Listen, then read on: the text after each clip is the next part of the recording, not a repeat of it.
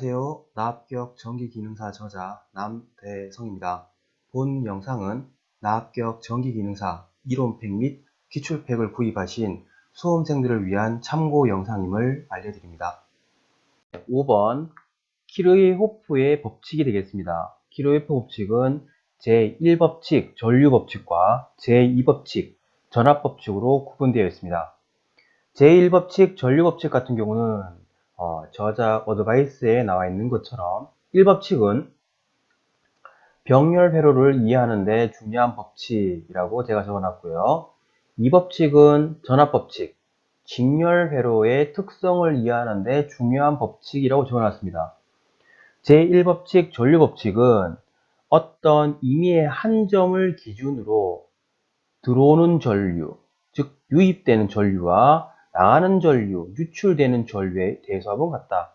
이것을 수식으로 정의를 하시면 1번, 2번, 3번, 즉 1번 전류, 2번 전류, 3번 전류의 값은 4번 전류와 같답니다. 즉 다르게 보면 1번 전류, 2번 전류, 3번 전류와 4번 전류는 그 크기가 같으므로 이 3개를 더했는 전류의 4번 전류 값을 빼면 그 값은 0이 되는 이러한 수식이 성립이 됩니다. 그러면 병렬 회로를 이해하는 데 중요하다라고 했는데 어떠한 형태인지 한번 보도록 하겠습니다. 자, 직렬 회로와 병렬 회로를 구분하는 가장 중요한 요소는 접속점이 있냐 없냐입니다. 접속점이 이렇게 있으면 그 회로는 볼 것 없이 병렬 회로라고 보시면 되고요. 접속점이 없이 일정한 전류가 흐르면 그 회로는 직렬 회로라고 보시면 됩니다.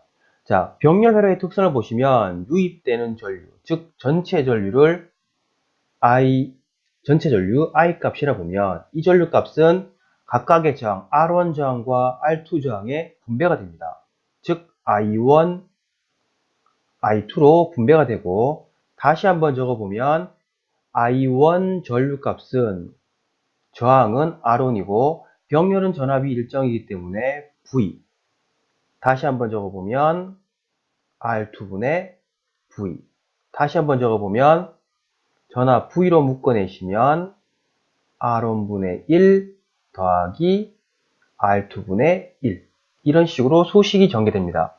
자, 맨 앞에 원관계의 전류를 본다면 이러한 관계가 나옵니다. 전체 전류 I 값은 각각의 전류 I1과 I2의 합으로 구성된다. 다시 한번 적어보면 여기 I1과 I2 전류가 흐를 때 만나는 이 부분의 전류 값은 두 전류의 합, 전체 전류가 된다라는 것입니다. 이것을 키르호프의 제1법칙, 전류법칙이라고 합니다. 자, 두 번째, 제2법칙, 전압법칙에 대해서 알아보도록 하겠습니다. 이 전압법칙은 그림에 보시다시피 회로망이 존재했을 때, 폐회로가 존재했을 때, 이렇게 연결되어 있는 회로가 존재했을 때 그 기전력의 대수합은 각각의 저항 성분이 존재할 때 그 저항에 존재하는 전압 강화의 대수합과 같다입니다. 자, 요 그림에서 본다면 전체 전압 V 값은 각각의 전압 강화 V1, V2, V3를 다 더했는 값과 같다예요. 지금처럼요. 자, 근데 이거 말고 조금 회로를 변형을 해보겠습니다. 어떻게? 이런 식으로 폐회로가 형성되었을 때 기전력이 E1, E2, E3 다수의 기전력이 존재합니다.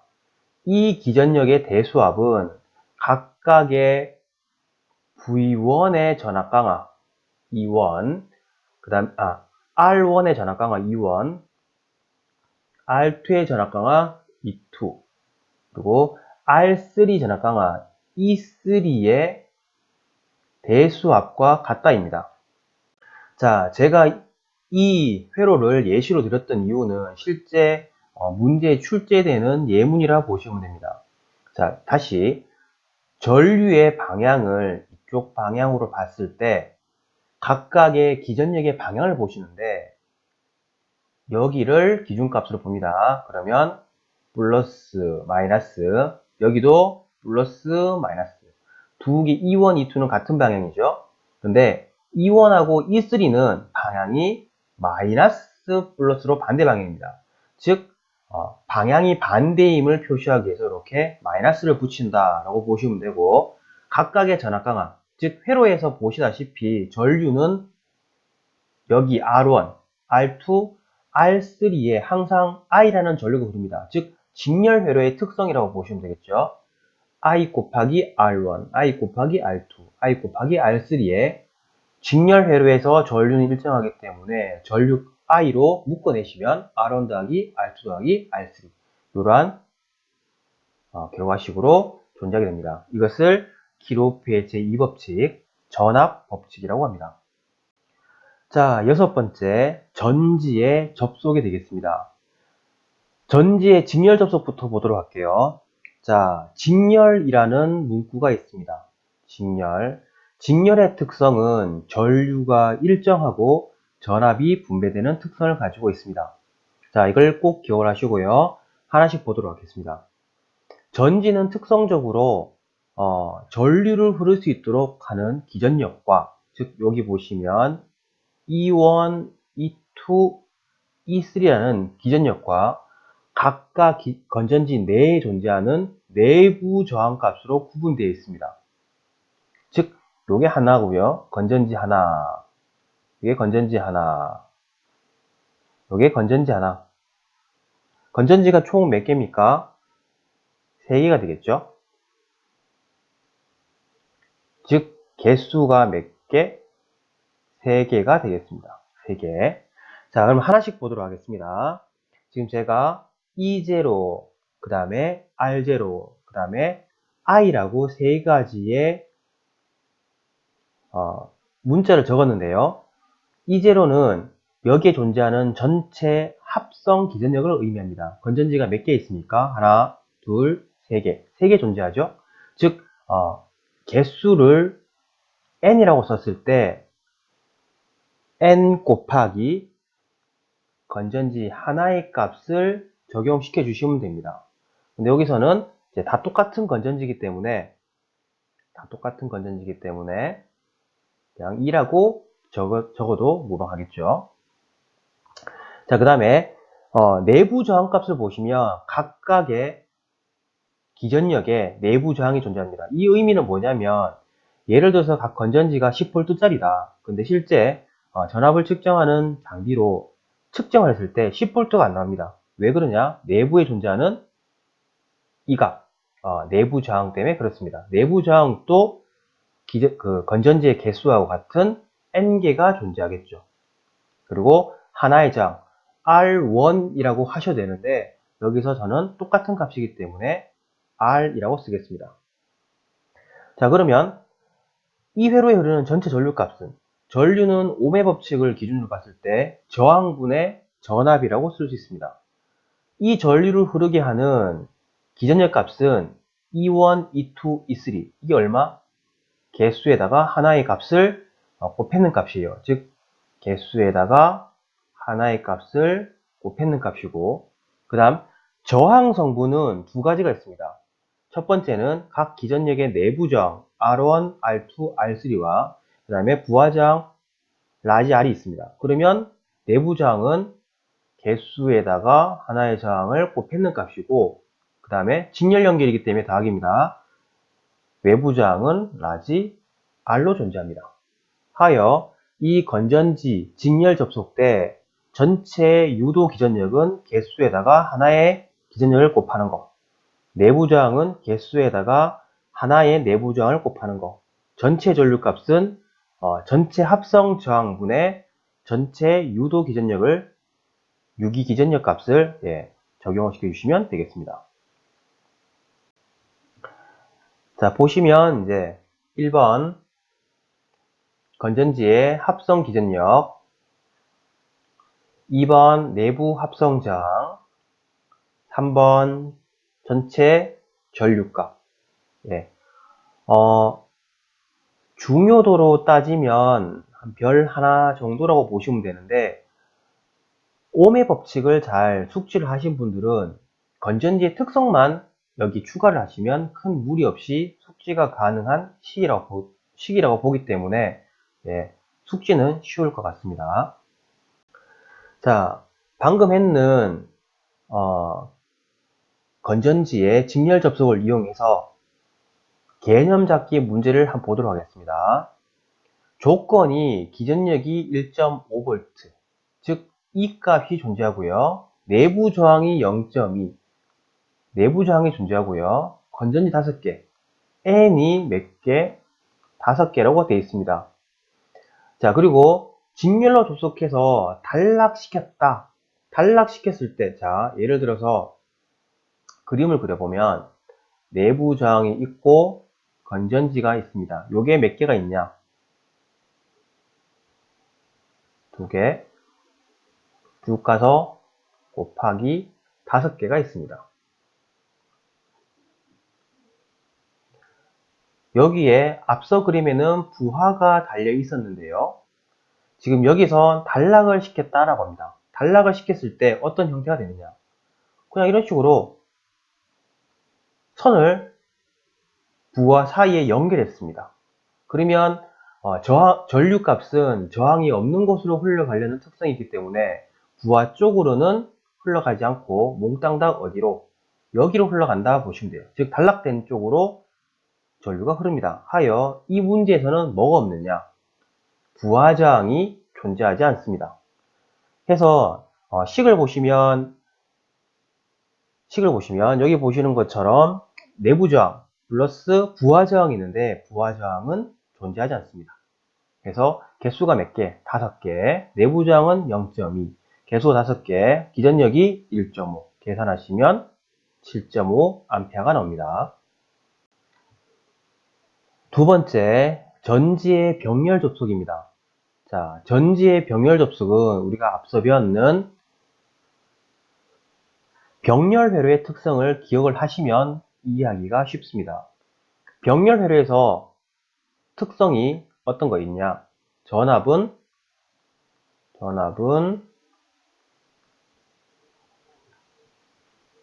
일정하고요.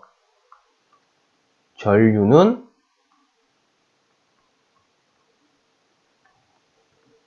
분배가 되는 특성을 가지고 있습니다. 자, 여기서 전압이 일정해요. 즉 여기에 하나, 둘, 셋, 4개, 4개의 건전지가 병렬로 연결되어 있는데 이때 합성 기전력은 어떻게 되느냐? 2로서 같다 보시면 돼요. 즉 E0는 곧 뭐랑 같다? 이 값이랑 같습니다. 자, 그 다음 내부 저항 값은 R, 스몰 r, 스몰 r, 스몰 r, 스몰 r로 존재합니다. 자, 우리가 이전 시간에 병렬 회로의 합성 저항 값을 배웠을 때 모든 저항들의 값이 같다면 합성 저항은 개수로 하나의 저항을 나누어 준다고 배웠습니다. 앞 영상 참고를 해보시면 되겠습니다.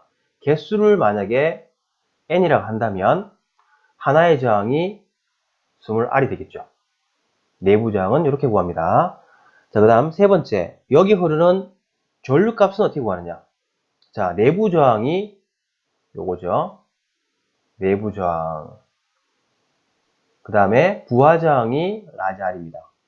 그럼 기전력은 얼마냐? 기전력은 병렬 회로이기 때문에 2로서 일정하다고 했죠. 자, 이런 원리로 구할 수 있는 게 전지의 병렬 접속이 되겠습니다. 자, 방금 했는 내용을 가지고 개념 잡기 문제를 풀어보도록 하겠습니다. 내부 저항이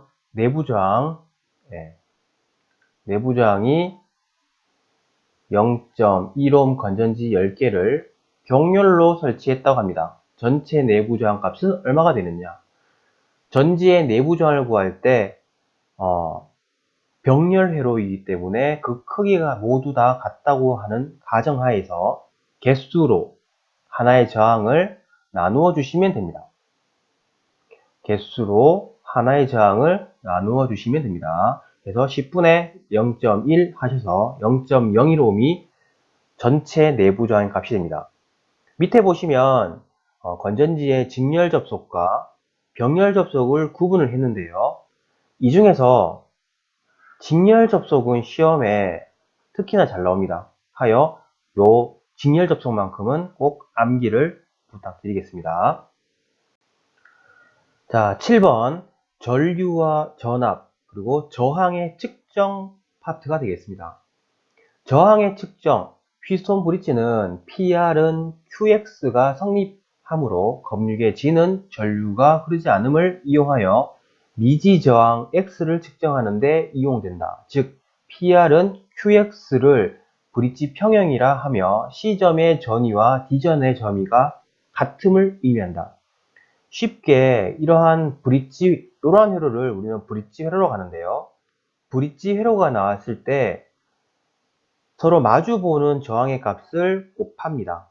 즉 P 곱하기 R, 그 다음에 Q 곱하기 X를 했을 때 이 곱했는 값이 같으면 이것을 브릿지 평형이라고 하여 가운데 있는 검유계, 즉 이 가운데 부분에는 전류가 흐르지 않는 평형 상태를 나타냅니다. 이것을 브릿지 평형이라고 하고 이 특성을 이용해서 미지저항 X 값을 구할 수 있다. 이것이 휘스톤 브릿지를 이용한 브릿지 평형 조건이라고 보시면 되겠습니다. 자, 브릿지 평형 조건을 이용해서 개념 잡기 문제를 풀어보도록 하겠습니다. 이러한 휘스톤 브릿지가 있습니다. 좀 전에 휘스톤 브릿지의 평형 조건은 서로 마주 보는 값을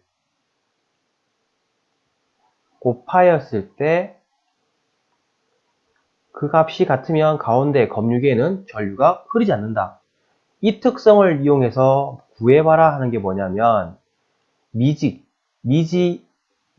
값에 해당되는 인덕턴스 LX 값을 구해봐라 라고 합니다. 그러면 식을 한번 세어보도록 하겠습니다. 첫 번째 R1과 RS 값을 곱합니다. 자, 지금 이 성분은 그냥 계산이 안 돼요. 어떻게? LS 더하기 RS가 아니라 임피던스 개념이기 때문에 LS 플러스 J 죄송합니다. 지우고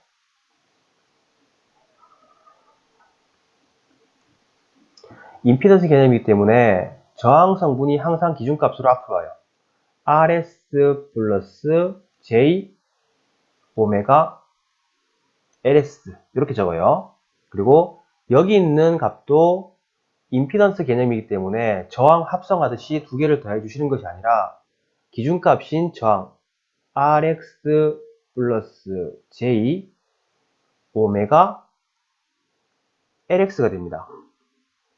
요거 이 값 곱하기 R1 이 값 곱하기 R2 식을 이렇게 적어봅니다. 그러면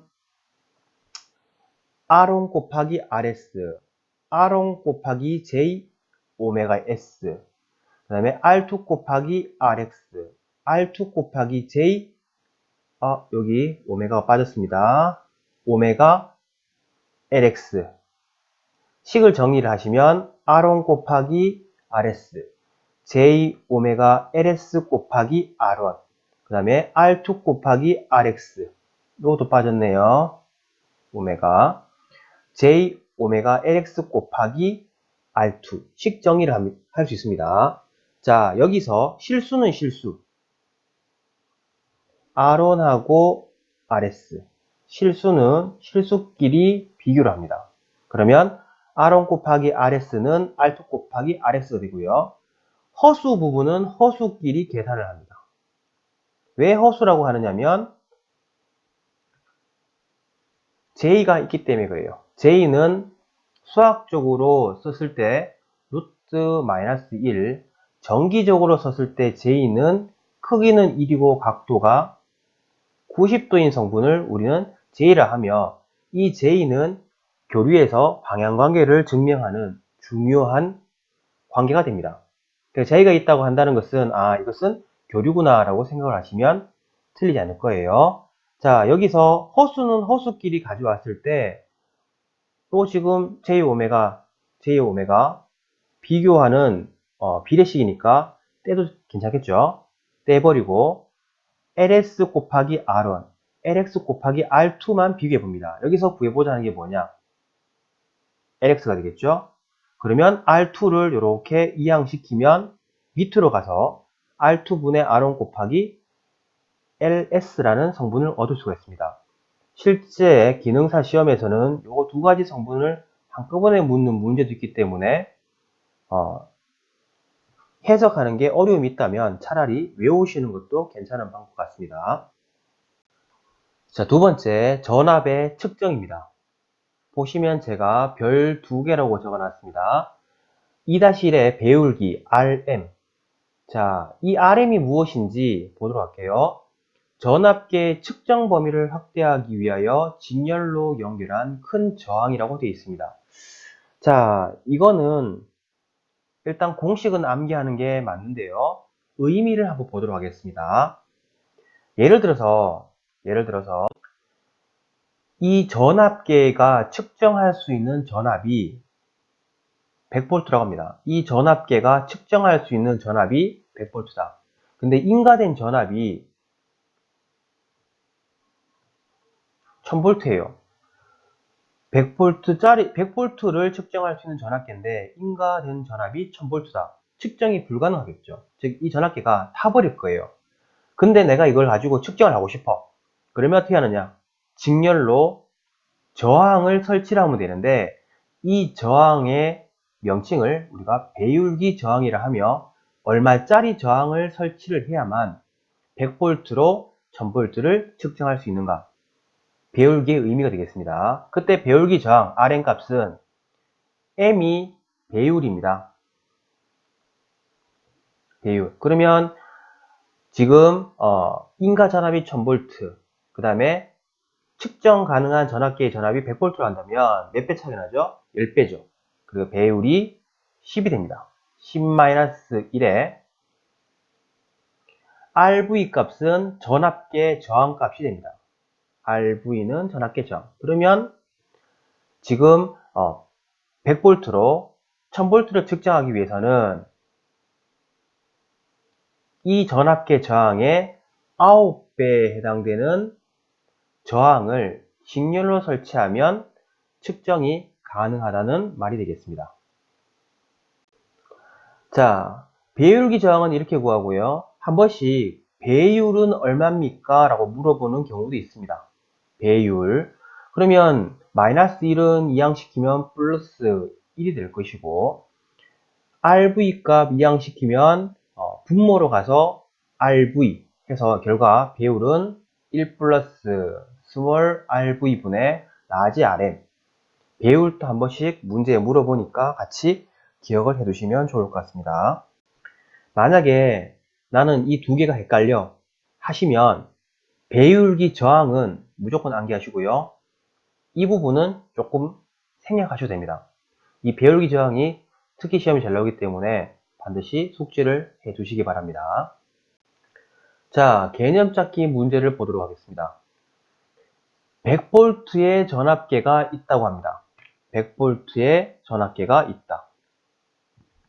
그리고 이 전압계를 써서 200V의 전압을 측정하려고 한다. 배율이 몇 배죠? M이 2배가 되겠죠? 자, 최소 몇 옴의 외부 저항을 접속해야 되는가? 배율기 저항이 되겠습니다. 단 전압계의 내부 저항은 5000옴이다. 그러면 배율이 2-1 곱하기 5000 하셔서 답은 5000옴이 되겠습니다. 세 번째, 전류의 측정이 되겠습니다. 3-1에 분류기 저항이 나옵니다. 전류계의 측정 범위를 확대하기 위해서 병렬로 설치한 작은 저항이라고 되어 있습니다. 자, 예를 들어서 여기 흐르는 전류가 100A입니다. 전류계가 측정할 수 있는 전류 값은 10A 밖에 되지 않는다고 한다면 이 전류계로 100A를 측정하기 위해서 병렬로 얼마짜리 저항을 삽입을 하면 되는가? 그거예요. 그러면 분류기 저항값을 구하기 위해서는 배율, 지금 N이 배율입니다. 그러면 제가 100A, 10A를 했기 때문에 배율은 10이 되겠죠. 마이너스 1에 RA는 전류의 저항이 됩니다. RA는 전류의 저항. 그러면 9분의 1에 RA가 여기 RS, 즉 병렬로 연결한 작은 저항에 해당되는 분류기 저항이 되겠습니다. 자, 제가 여기 배율 값도 공식을 적어놨는데 중요한 것은 분류기 저항은 꼭 알고 계셔야 된다는 겁니다. 시험에 잘 나옵니다. 자, 분류기 저항의 공식을 이용해서 개념 잡기 문제를 풀어보도록 하겠습니다. 최대 눈금이 1A, 내부 저항이 10옴, 전류계로 최대 101A까지 측정이 가능하다. 최대 눈금이 1, 그 다음에 최대 101A까지 측정하다. 그럼 배율이 101이 되겠죠? 101-1 분의 전류계의 내부 저항이 10옴. 계산하시면 0.1옴이 분류기 저항값이 되겠습니다. 이번 시간은 여기까지 진도로 나가도록 하겠고요. 다음 시간에는 8번 전력, 전력량, 열량 수업을 진행하도록 하겠습니다. 그리고 혹시 궁금하신 사항이나 질의사항이 있으시면 카페 Q&A 코너를 이용해 주시기 바랍니다. 감사합니다.